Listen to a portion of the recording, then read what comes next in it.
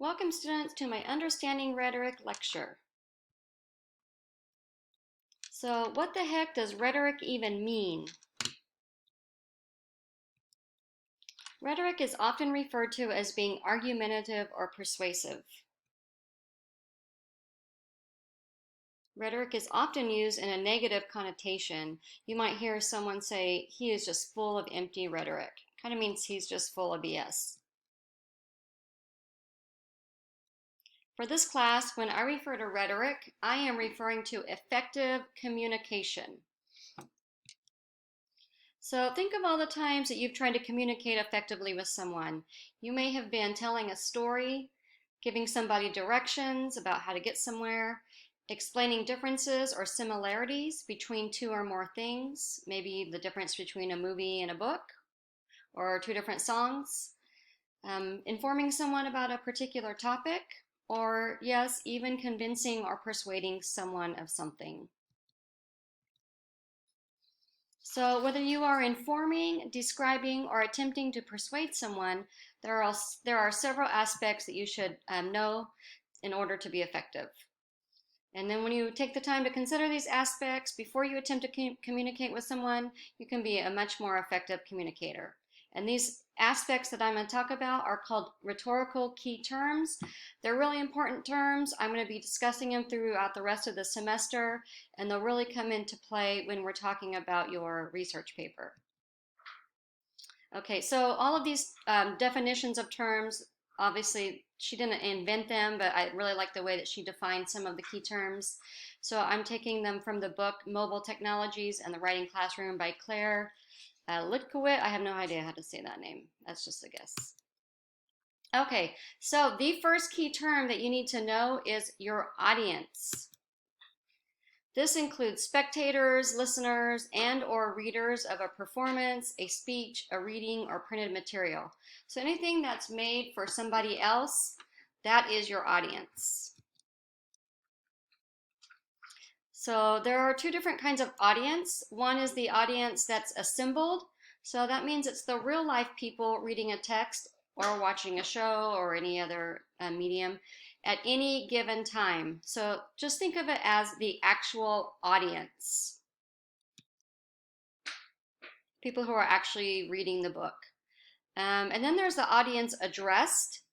And the particular audience a text is directed toward. So the audience that an author had in mind when writing a text. So think of it as the intended audience.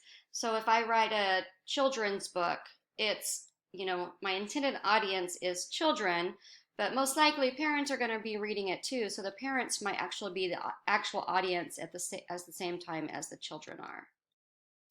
Okay, so I want you to watch this video and determine who the intended audience is and who the actual audience is. Let's see if I can get this to work.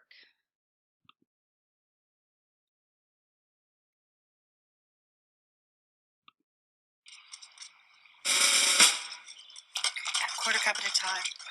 A thin stream. It's supposed to be a thin stream. Blend it really well, or you'll burn it. David, that's not right. Okay, well, that's because I'm ladling and stirring at the same time, and you're just standing there. Now's not the time to lose focus, darling. This was your idea. You're the one who allegedly made the enchiladas. Yes, so try to keep up. Okay, next. Now's the time to sprinkle in the chili pepper flakes. We've already done that. What number are we on? Oh my God, is this not your mother's recipe? Yes, and now I'm passing it on to you. So try to keep up. Next step is to fold in the cheese. What does that mean? What does fold in the cheese mean? He folds it in. I understand that, but how do you fold it? Do you fold it in half like a piece of paper and drop it in the pot, or what do you do? David, I cannot show you everything. Okay, well, can you show me one thing? Here's what you do.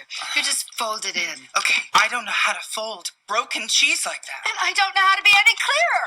You take that thing that's in your hand, and you... If you say fold in one more time... It says fold it in! This is your recipe! You fold in the cheese then! Don't you dare! You fold it in! David! Oh, good. Now I see bubbles. David! What does burning smell like?